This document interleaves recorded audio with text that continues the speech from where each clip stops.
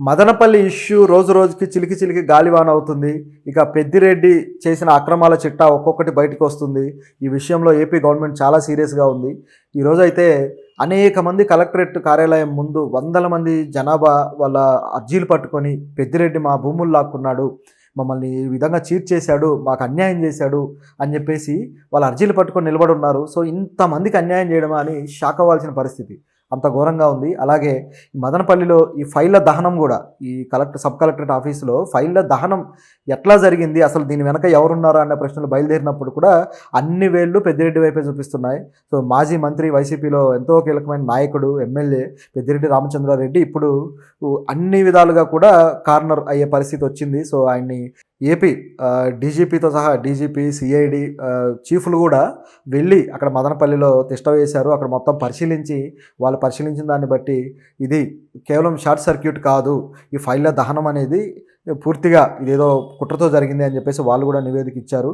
So ఇక నుంచి ఇప్పుడు సిఐడి దర్యాప్తు స్టార్ట్ అయిపోయింది. ఇక ఆ దర్యాప్తులో ఏమేమి విషయాలు వెలుగులోకి వస్తాయి, అసలు ఆ ఫైళ్ళ దహనం వెనుక ఏం జరిగింది అనేది చూద్దాం. దాంతోపాటు అక్కడి ప్రజలకు ఆయన చేసిన అన్యాయం కావచ్చు, అక్కడ ఆయన పరిపాలన ఏ విధంగా ఉందనేది ఒకసారి గమనిస్తే ఆయన రోడ్డు కూడా ఓపెన్ చేయడం జరిగింది. ఆయన ఇంటికి ఈ కార్పొరేషన్ శాఖ నుంచి రోడ్డు వేయించుకొని ఆ రోడ్లో ఇంకెవరూ వెళ్లకుండా గేట్లు వేసేసి మూసేసిన పరిస్థితి ఉంది. ఆ రోడ్డు మొత్తాన్ని పార్కింగ్ వాడుకోవటం కానీ ఈ విధంగా చేస్తూ వచ్చాడు. మొత్తానికైతే దీని విషయంలో ప్రజలు కూడా రియాక్ట్ అవ్వడము, గట్టిగా అడగడంతో ఇప్పుడు ఆ రోడ్డు ఓపెన్ చేయడం జరిగింది. సో ఇది పరిస్థితి. అయితే ఈ పెద్దిరెడ్డి గత ప్రభుత్వంలో ఆయన చేసిన పని ఏంటంటే అనేక అక్రమాలు, ఇప్పుడు ఏదైతే కరకట్ట మీద కూడా కొన్ని ఫైళ్ళు దహనం జరిగింది, కృష్ణానది కరకట్ట మీద. సో అక్కడ కూడా అనేక అక్రమాలకు సంబంధించిన ఫైళ్ళు దహనం చేశారు అన్న ఆరోపణ వచ్చింది. ఈయన పర్యాటక శాఖ అట్లాగే అటవీ శాఖకు సంబంధించి ఈ ముఖ్యంగా ఆ ఫైళ్ళని కరకట్ట మీద దహనం చేశాడని చెప్పేసి అప్పట్లో ఒక వ్యక్తి కేసు పెట్టడం ఇదంతా అయింది. దాంతోపాటు గత ఆదివారం ఇక్కడ మదనపల్లిలో కలెక్టరేట్ ఆఫీస్లో ఒక ఫైళ్ళు ఉండే ఏదైతే రూమ్ ఉందో ఆ రూమ్ వచ్చేసి 22A సెక్షన్ అనమాట. సో ఈ రూమ్లో ఫైళ్ళ దహనం జరిగింది. అంటే ఫైళ్ళు తగలబడిపోయాయి, దగ్ధమైనాయి. ఇందులో దాదాపు 2400 ఫైళ్ళ కన్నా ఎక్కువగా ఉన్నాయి ఫైల్స్. ఈ ఫైల్స్ దాదాపు కేవలం ఇప్పుడు మిగిలింది అయితే 700 ఫైల్స్ మాత్రమే మిగిలాయి, మిగతాయి అన్నీ కూడా తగలబడిపోయాయి. ఇది పరిస్థితి. సో ఇందులో ఆయన చేసిన అక్రమాలకు సంబంధించినవి ఉన్నాయి. సో అవన్నీ కూడా వెలికి తీయాలనేది ఆరోపణ. అయితే ఆయన నుంచి వచ్చేది ఏంటంటే, లేదు మీరు కావాలంటే మిథున్ రెడ్డి ఏమంటున్నారంటే, కావాలంటే మీరు ఆన్లైన్లో చూసుకోండి, ఎవరైనా భూములు లాక్కున్నా ఏమైనా అక్రమాలు చేసినా అవన్నీ ఆన్లైన్లో కనబడతాయి కదా, మీరు అక్కడ చూసుకుంటే సరిపోతుంది, ఎందుకు ఈ విధంగా మీరు కావాలని ఆరోపణలు చేస్తారు, ఎందుకు బ్యాడ్ చేయాలని క్రియేట్ చేస్తున్నారని ఆయన మాట్లాడడం జరిగింది. అక్రమాలు చేసిన ఆన్లైన్లో పెట్టుకొని అంత పబ్లిక్గా బెటర్ కదా. ఇప్పుడు అటవీ శాఖ భూములు ఉన్నాయి, అటవీ శాఖ భూముల్ని ఎంత దోచుకున్నారు ఏంటి అనేది ఆన్లైన్లో ఎలా ఉంటుంది. అలాగే ప్రజలవి కూడా ఇప్పుడు వాళ్ళవి వీళ్ళు ఫేక్గా తయారు చేసుకున్నవి సో ఆన్లైన్లో ఎక్కించకపోయినా వీళ్ళ దగ్గర పత్రాలతోటి అనేక ఇబ్బందులు పెట్టిన పరిస్థితి ఉంది ప్రజల్ని. అక్కడ రెవెన్యూ శాఖ అధికారులు కూడా సరిగ్గా స్పందించకపోవడం, ప్రజలు వచ్చి మేము మొత్తుకున్నాము, మా భూములు లాక్కున్నారు, మమ్మల్ని కొడుతున్నారు, మేము వెళ్ళి అడిగితే అని చెప్పేసి ప్రజలు కూడా రెవెన్యూ శాఖ ఆఫీసుల ముందు కూర్చొని వాళ్ళు ఎంతో పోలీస్ కేసులు పెట్టినా కూడా ఏమాత్రం రియాక్షన్ లేదు, ఎవరూ పట్టించుకోలేదని చెప్పేసి ఇప్పుడు ప్రభుత్వం మారిన తర్వాత దాదాపు 100 మంది వచ్చేసి ఇప్పుడు కలెక్టర్ ఆఫీస్ ముందు ఉన్నారు. ఇది పరిస్థితి. సో వీటన్నిటికి సంబంధించిన ఆన్లైన్లో ప్రూఫ్లు ఎంతవరకు ఉంటాయి, కావాలంటే ప్రూఫ్లు చూసుకోండి అన్నారు, ప్రూఫ్లు ఏమో తగలబెట్టేశారు. సో ఇంకెక్కడ అవకాశం ఉంటుంది అనేది ఇక్కడ ప్రశ్న. ఆ తగలబెట్టిన సన్నివేశం కూడా మామూలుగా అయితే కలెక్టర్ ఆఫీస్లో దాదాపు 4 సెక్యూరిటీ గార్డ్స్ ఉంటారు. అలాగే మొత్తం కూడా సిస్టమ్ అంతా కూడా పకడ్బందీగా ఉంటుంది, సీసీ కెమెరాలు ఉంటాయి, ఇదంతా ఉంటుంది. అయినా సరే అర్ధరాత్రి 12 ఆ టైంలో కూడా ఒక గవర్నమెంట్ ఆఫీసరు ఆ కారిడార్లో తిరుగుతున్నాడు. సో ఆయనకి ఏంటి అక్కడ పని అనే క్వశ్చన్ కూడా బయలుదేరింది. సో ఈ విధంగా అనేక ప్రశ్నలు ఉన్నాయన్నమాట.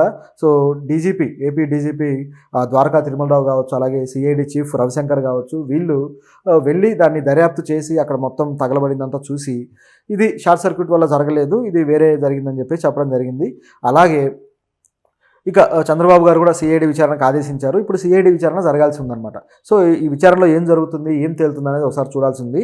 ఇదే విధంగా 2022లో కూడా ఫైల్ మాయం చేయడం అనేది కూడా జరిగింది. అది కూడా ఈయన పెద్దిరెడ్డి నిందితుడుగా ఉన్న కేసుకు సంబంధించి అప్పట్లో నెల్లూరు కోర్టులో ఒక ఫైల్ దాచిపెడితే, ఫైల్ ర్యాక్స్ ఉంటాయి కదా, ఆ ర్యాక్స్లో ఉంటే ఎవరో తెలియని వ్యక్తులు, మొత్తానికి ఆ రిపేరింగ్ వర్క్ అది అని చెప్పి వచ్చిన వ్యక్తులు కుక్క అరిస్తే దానికి భయపడి అక్కడికి లోపలికి వెళ్ళారు, అనుకోకుండా అక్కడ ఫైళ్ళు మాయమయ్యాయని చెప్పి చెప్తున్నారు.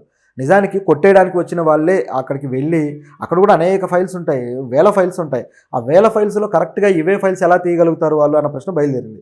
సో అవి కూడా కొట్టేయడం జరిగింది. అక్కడ ప్రూఫ్లు లేకుండా చేశారు. తర్వాత ప్రభుత్వం మారిన తర్వాత వైసీపీ ప్రభుత్వంలో జగన్ ఇక ఆ కేసును వెనక్కి తీసుకునే ప్రయత్నం చేశాడు. ఆ కేసులే వద్దు అన్నట్టుగా. సో కానీ దానికి సుప్రీంకోర్టు ఒప్పుకోలేదు. లేదు ఆ కేసు నడవాల్సిందే అని చెప్పేసి అంటే ఇక ఆయన ఆగిపోయాడు. మొత్తానికైతే ఆ కేసు ముందుకు వెళ్లకుండా ఏదో ప్రయత్నాలు చేసుకుంటూ వచ్చారు వాళ్ళ ప్రభుత్వంలో. ఇప్పుడు ప్రభుత్వం మారింది కాబట్టి ఈ కేసు విషయంలో కూడా, ఈ ఫైల్స్ మాయమైన విషయంలో కూడా మళ్ళీ కేసు బుక్ అయ్యే అవకాశం ఉంది. అది కూడా విచారణ జరిగే పరిస్థితి అయితే ఉంది. సో ఇది ఈ విధంగా ఉంటే మద్యం అక్రమాలకు సంబంధించిన ఫైళ్లు కూడా మాయం చేశారు అన్న కేసు అయితే ఉంది. సో దీనికి సంబంధించి చూస్తే గత ప్రభుత్వానికి సంబంధించి ఆయన ఐఆర్టీఆర్ మాజీ అధికారి వాసుదేవరెడ్డి, ఈ వాసుదేవరెడ్డి కొన్ని ఫైల్స్ని తన కారులో పెట్టుకొని తీసుకెళ్తున్నట్టుగా ఎవరో చూసిన దాన్ని వాళ్ళు తిరిగి పోలీసులకు చెప్పడము, దాని మీద కూడా కేసు నమోదవడం జరిగింది. మామూలుగా అయితే మద్యం అక్రమాల మీద నిన్ననే అసెంబ్లీలో సిఐడి విచారణకి చంద్రబాబు ఆదేశించడము, మొత్తం శాసనసభ అంతా కూడా దానికి ఆమోదం తెలపడం చూసాం. సో సిఐడి విచారణ ఆల్రెడీ స్టార్ట్ అయింది. సో దాంట్లో ఈయన ఇప్పుడు వాసుదేవరెడ్డి కూడా ఒక నిందితుడిగా ఉన్నాడు. సో ఇప్పుడు ఆ ఫైళ్ళ విషయం కూడా తేలాల్సి ఉంది. ఇట్లా 1 కాదు 2 కాదు అనేక శాఖలకు సంబంధించిన ఫైళ్ళు మాయమవడాలు, ఫైళ్ళు దగ్ధమవడాలు, షార్ట్ సర్క్యూట్లు జరగడాలు ఈ విధంగా ఏపీలో ఉందన్నమాట. సో ఎన్ని అక్రమాలు జరిగితే ఈ విధంగా జరుగుతుందన్న ప్రశ్న బయలుదేరుతుంది. అభివృద్ధి సంగతి అలా ఉంచి రాబందుల్లాగా ప్రజల భూముల్ని లాక్కొని, ప్రజల ఆస్తుల్ని లాక్కొని తిన్న తర్వాత ఇప్పుడు మాయమయ్యాయి, మీరు ప్రూఫ్లు చూసుకోండి అంటే ఎక్కడి నుంచి వస్తాయి ప్రూఫ్లు? సిఐడి మరి ఒకవేళ ప్రూఫ్లు లేకపోతే ఈ కేసును ఏ విధంగా ముందుకు తీసుకెళ్తుందనే ప్రశ్న అయితే ఉంది. కానీ ఇలాంటి వాళ్ళందరికీ శిక్ష పడాల్సిన పరిస్థితి అయితే ఉంది. ఈ మద్యం అక్రమాల విషయంలో అయితే వాసుదేవరెడ్డి మీద వేటు వేయడం జరిగింది. సో ఇది ఇక్కడ ఉన్న పరిస్థితి. అలాగే మిగతా అధికారులు కూడా ఏవైతే ఈ ఫైళ్ళ దహనం ఉంది కదా, ఈ ఫైళ్ళ దగ్ధం విషయంలో కూడా కొంతమంది అధికారులు అనుమానితులు ఉన్నారు. సో వీళ్ళని విచారణిస్తూ ఉన్నారు. దీంతోపాటు ఈ కరకట్ట మీద జరిగిన దాని విషయంలో కూడా అక్కడి అధికారులు కూడా కొంతమందిని సస్పెండ్ చేశారు. ఈ విధంగా సస్పెండ్లు అయితే జరుగుతూ ఉన్నాయి. ఇంకా అనేక మంది అధికారులు ఎవరైతే ఈ గత ప్రభుత్వంలో ప్రభుత్వానికి అనుకూలంగా ఉండి ఈ విధంగా అక్రమాలకు సహాయం చేశారో వీళ్ళందరినీ కూడా లిస్ట్ అవుట్ చేస్తూ వస్తున్నారనమాట. సో ఈ అధికారులకైతే వేటు తప్పదు. ఆల్రెడీ అనేక మంది ఎస్పీలని మార్చిన పరిస్థితి ఉంది. అంటే ప్రభుత్వానికి అనుకూలంగా ఉన్నారన్న కారణంతో ఎస్పీలని మార్చారు. అలాగే అనేక మంది ఐఏఎస్లను కూడా మార్చిన పరిస్థితి ఉంది. సో మరి వీళ్ళ మీద కేసులు అయితే నమోదు కాలేదు, కానీ ఎస్పీలు ఐఏఎస్ల మీద, వీళ్ళ మీద అయితే ఎవరైతే ఈ రెవెన్యూ శాఖలు, కలెక్టర్ ఆఫీసు శాఖల మీద అయితే కేసులు నమోదైన పరిస్థితి ఉంది. మరి ఇక ఫ్యూచర్లో ఏమేం కేసులు నమోదవుతాయో చూడాలి. ఇంకా ఏమేమి అక్రమాలు బయటకు వస్తాయో కూడా చూడాల్సి ఉంది. కానీ ఇదంతా కక్షపూరిత రాజకీయంగా మాత్రమే కాకుండా నిజంగా అవినీతి చేసిన అధికారులని సస్పెండ్ చేసి వాళ్ళని అరెస్ట్ చేస్తే బాగుంటుంది. కేవలం వీళ్ళ టార్గెట్ చేసుకొని ఇప్పుడు పెద్దిరెడ్డి అంటే ఈయన చంద్రబాబును ఓడించడం కోసమే జగన్ ఆయన నియమించడం జరిగింది. ఆయన కుప్పంలోనే ఎక్కువగా ఉండి, ఎందుకంటే వీళ్ళిద్దరూ గతంలో మిత్రులను కూడా అంటారు. సో వీళ్ళు ఏదో కలిసి చదువుకున్నారని కూడా అంటారు. కాకపోతే చంద్రబాబుకు సరైన ప్రత్యర్థిగా ఈయన భావించి పెట్టడము, ఆయన కుప్పంలో ఉన్న అభ్యర్థికి ఈయన ఫుల్ సపోర్ట్ ఇవ్వడము, కుప్పంలోనే ఉండి ఎంకరేజ్ చేయడం, ఇదంతా చూసాం మనం. సో ఈ విధంగా చేసిన తర్వాత అంటే చంద్రబాబు ఓటమిని కోరుకున్నాడు కాబట్టి అది జరగలేదు. మొత్తానికి ఈ కక్ష పెట్టుకొని చంద్రబాబు ఈయనను టార్గెట్ చేశాడన్న ప్రశ్న కూడా బయలుదేరింది. అయితే ఈయన చేసిన అక్రమాలన్నీ కనిపిస్తూనే ఉన్నాయి. అయినా సరే ఇది రాజకీయ కక్షతో చేస్తే కేవలం ఆ వ్యక్తిని మాత్రమే టార్గెట్ చేసి ఒక లాజికల్ ఎండ్కి తీసుకురాకుండా, ఒక సరైన సొల్యూషన్ ప్రజలకు ఇవ్వకుండా వాళ్ళని అరెస్ట్ చేసేసి ఇంక అయిపోయిందంటే కాదు, సొల్యూషన్ కూడా కావాలి.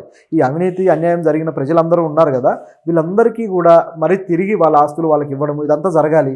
అలాగే ఈ రెవెన్యూ శాఖలో, కలెక్టర్ ఆఫీసుల్లో ఈ అవినీతికి ఎవరైతే ఎంకరేజ్ చేసి అవినీతికి వీళ్ళు దోహదం చేశారో ఆ నాయకులను కూడా, ఆ అధికారులను కూడా అరెస్ట్ చేయాల్సిన పరిస్థితి ఉంది.